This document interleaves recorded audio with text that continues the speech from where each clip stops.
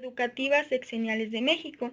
Los sexenios que se abordarán serán desde José López Portillo hasta Enrique Peña Nieto. José López Portillo fue un político, economista, escritor y abogado mexicano. Su sexenio duró de 1976 a 1982. Veremos a continuación sus aportaciones a la educación. Declaró prioritaria la educación preescolar y se puso en marcha el programa de educación para todos. El objetivo fue atender a todos los niños que demandaran la escuela primaria, impulsando con ello la educación terminal. Se creó la Universidad Pedagógica Nacional, UPN. Se le dio atención al rezago educativo. En la educación primaria, el reto fue atender a la población marginada de la escuela, cerca de 1.8 millones de niños. La secundaria registró un crecimiento del 70% entre 1976 y 1982. La educación media superior creció un 73% entre los años anteriores. Se creó en 1978 el Colegio Nacional de Educación Profesional Técnica, conocido como CONALEP, incrementando las escuelas técnicas. En 1979 se construyó la Coordinación Nacional para la Planeación de la Educación Superior. En 1981 se elaboró el Programa Nacional de Alfabetización y creó el Instituto Nacional de Educación para Adultos INEA. Esta solo fue una idea. Madrid. Fue un político mexicano. Su periodo de candidatura duró de 1983 a 1988. En esta candidatura se estableció el programa denominado Revolución Educativa y Descentralización. El objetivo de la misma fue transferir los servicios educativos niveles preescolar, primaria, secundaria y normal del gobierno federal a los gobiernos de los estados. Se formuló el CENTE, el Sindicato Nacional de Trabajadores de la Educación, el cual disponía de las plazas, las cuales las distribuía a su modo. Se integró la educación preescolar, primaria, secundaria en un ciclo de educación básica, es decir, en un mismo estado. Se realizó la formación de profesores para la educación normal. En 1983 se crea el Programa Nacional de Educación, Cultura, Recreación y Deporte, ya que para el presidente lo más importante era el ejercicio. En la enseñanza medio superior destacaron las siguientes instituciones: la Escuela Nacional Preparatoria, conocida como ENP, el Colegio de Ciencias y Humanidades, CCH, el Colegio de Bachilleres y el Bachillerato Pedagógico. El mayor error que cometió consistió en imponer el plan de estudios para las licenciaturas en educación preescolar y primaria. No fueron adecuadas a las necesidades. Se crea el Sistema Nacional de Orientación Educativa, SNOE, y el mejoramiento de las escuelas en cuanto a infraestructura y mobiliario. Vamos con Carlos Salinas de Gortari. Es economista y político mexicano. Su candidatura a la presidencia duró de 1988 a 1994. Durante su gobierno, México atravesó por una crisis económica con la devaluación del peso. Esto perjudicó a la educación, provocando que se dejara de dar la parte económica al sector educativo. Hubo un proyecto de la modernización educativa, el cual era producir riqueza y bienestar. Es así que la educación fue el sector de más alta prioridad,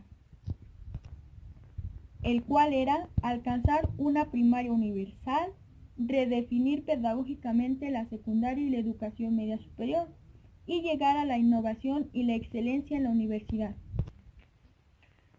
Durante su candidatura, hubo fugas de cerebros por falta del apoyo del gobierno. Durante la candidatura de Carlos Salinas, se redujo la producción de los libros de textos gratuitos. se implementó la educación para los adultos. Es así que se forma realmente el INEA. Se puso énfasis en la capacitación a los trabajadores. Para el gobierno, servía más como trabajador que como profesional. Es decir, si no das dinero, no funcionas. Por ello, los trabajadores tenían que ser productivos lejos de ser profesionales. Se firmó el Acuerdo Nacional para la Modernización de la Educación Básica, conocido como ANMEB. Se promulgó la nueva Ley General de Educación, la cual fue aprobada por el Congreso en 1993. En ella se establece el marco legal de las relaciones, derechos y obligaciones entre la Federación y los gobiernos estatales y municipales, además de la participación de los maestros, autoridades, padres de familia en los consejos de participación social. Finalizamos con el asesinato del candidato a la presidencia Luis Donaldo Colosio, quien buscaba crear mayor claridad en lo económico. Buscaba saber a dónde se iba el dinero. Con Ernesto Zedillo Ponce. Es un economista y político mexicano. Su candidatura fue de 1994 al 2000.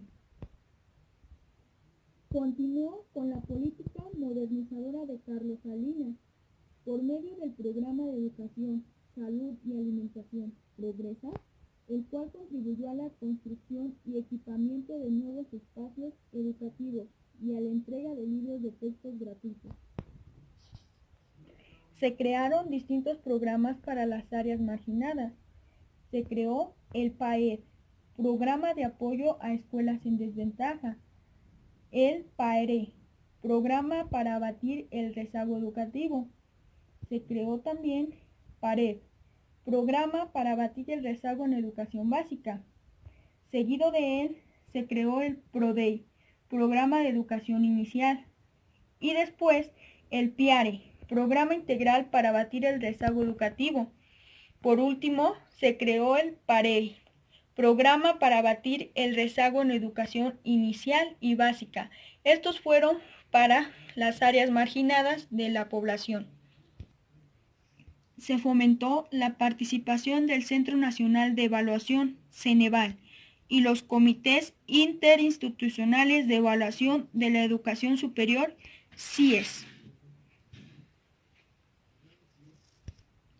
Se implementó el Programa para Mejoramiento del Profesorado, PROMEP, retribución económica, es decir, que aquí los profesores que se integraban a estos cursos eran retribuidos económicamente, con el fin de tener una mejor calidad.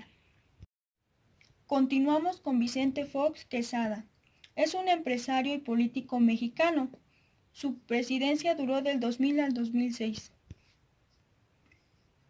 Se da atención al bachillerato y a la formación técnica equivalente. Con esto se consolida la educación y capacitación para adultos, la educación para la vida y el trabajo. Se plantean estrategias que satisfagan las necesidades de profesionistas dentro de los sectores productivos y de la sociedad en general.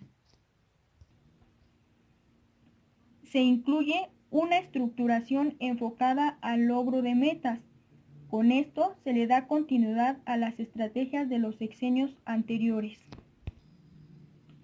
Una de las metas propuestas en el Programa Nacional de Educación 2001-2006 fue la transformación de la escuela secundaria. Por último, se expide el acuerdo firmado por la SEP, Acuerdo 384. Damos continuidad a Felipe Calderón Hinojosa. Es un importante político y abogado mexicano. Su presidencia duró del 2006 al 2012. Se incorporó el Programa Especial de Ciencia y Tecnología PECIT. Con ello se incorporó también los libros de civismo en las primarias. Se dio la edición de libros en lengua indígena y sus variantes, como material esencial de la educación bilingüe. Se desarrollaron competencias para capacidad de comunicarse adecuadamente, expresarse de forma oral y escrita y debatir sus propias ideas. Se llevó a cabo el trabajo colaborativo entre maestros. Se incorporaron las TICs en el desarrollo de las capacidades de los alumnos, es decir, que se trabajó con las mismas. Se cambió de modelo, ahora es interacción entre el alumno y el docente, es decir, que no solo el docente tiene la razón, sino que también el alumno puede hacer sus propias especulaciones o hipótesis. Se contó además con lugares dignos para poder dar clases y para poder aprender, para que los alumnos pudieran tener una mejor calidad educativa. Se dio acceso a las tecnologías educativas de vanguardia, como el Internet, la telefonía, el uso de computadoras, con el fin de tener una mejor educación. La evaluación en la educación como instrumento fue la prueba enlace. Se dio un auge a la educación pública, implementando las medidas necesarias para que los sectores e instituciones de educación superior capten un mayor número de alumnos. En los niveles básicos y medio superior se apreció un rezago ocasionado por el ejercicio indiscriminado de los derechos al sector docente, avalado por el CENTE, el cual fue liderado por la señora Elba Ester Gordillo. Hubo leyes reglamentarias del artículo 3, la educación como derecho fundamental, los gobernantes y gobernados. Los gobernantes eran las personas que tienen la posibilidad de emitir un acto de autoridad. Sin embargo, el gobernado era la persona jurídica susceptible de ser afectada por un acto de autoridad. Además de esta ley, hubo la Ley de Derechos Humanos y Derechos Fundamentales del Gobernado. Finalizamos con Enrique Peña Nieto. Él es un abogado y político mexicano. Su presidencia duró del 2012 al 2018.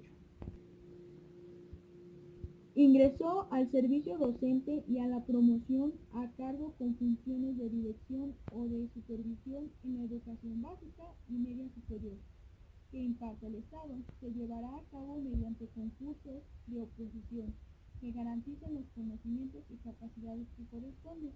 Es decir, los docentes serán sometidos a pruebas para ver si eran aptos o no para adquirir puestos de docentes. Se crea el servicio profesional docente a fin de capacitar, formar y evaluar a los maestros, directores, supervisores e instituciones.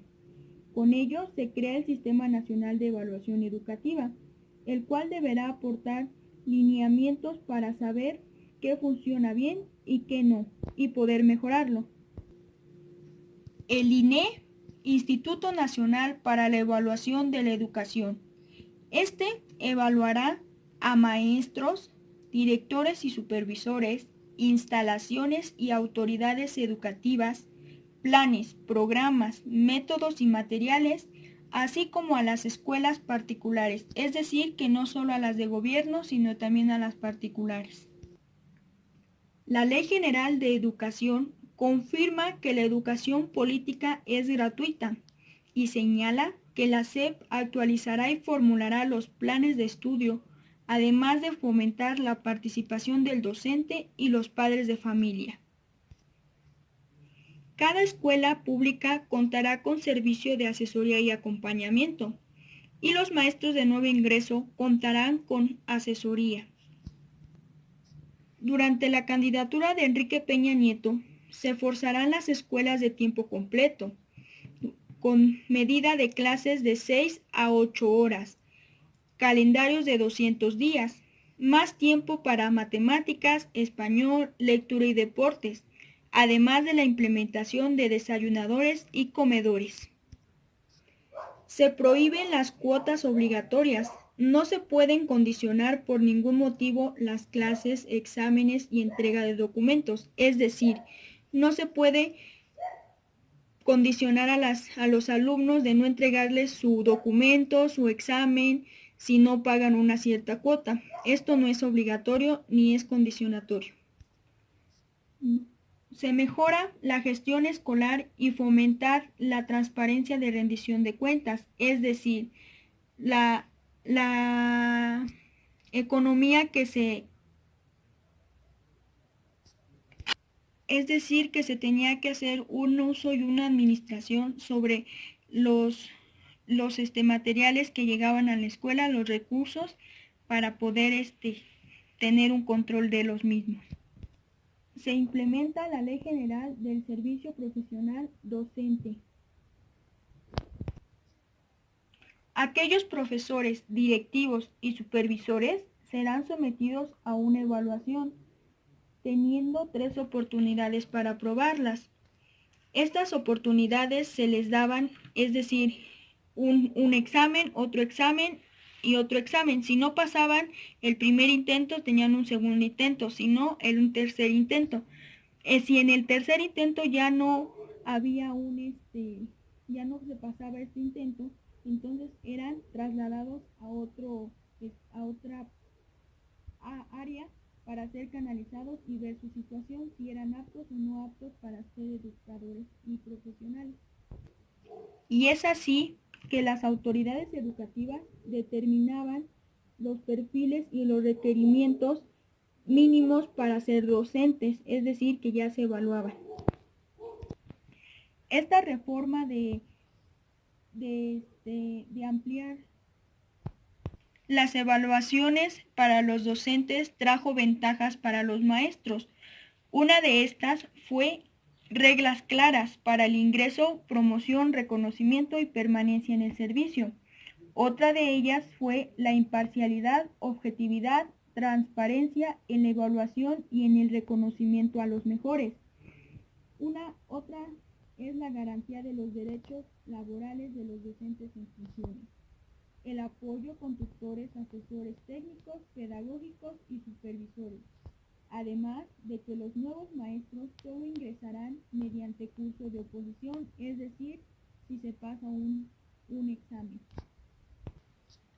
Los de nuevo ingreso tendrán un tutor durante 2 años, es decir, aquellos que aprueben el examen o el concurso tendrán un tutor durante 2 años que los capacitará.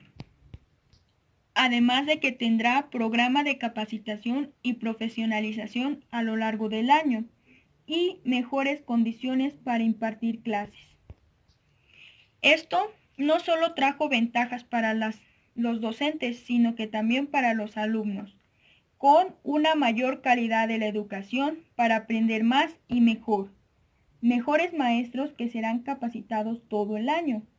Más tiempo para matemáticas, español, lectura, artes y deportes.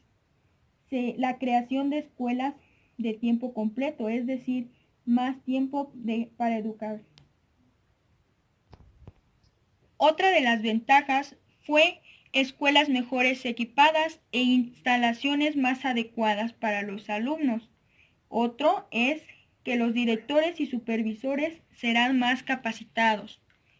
Los alimentos sanos y nutritivos en planteles, especial en zonas marginadas, es decir, que dichos alimentos se asignarían más en la educación de zonas marginadas. Y se haría la prohibición de cuotas obligatorias.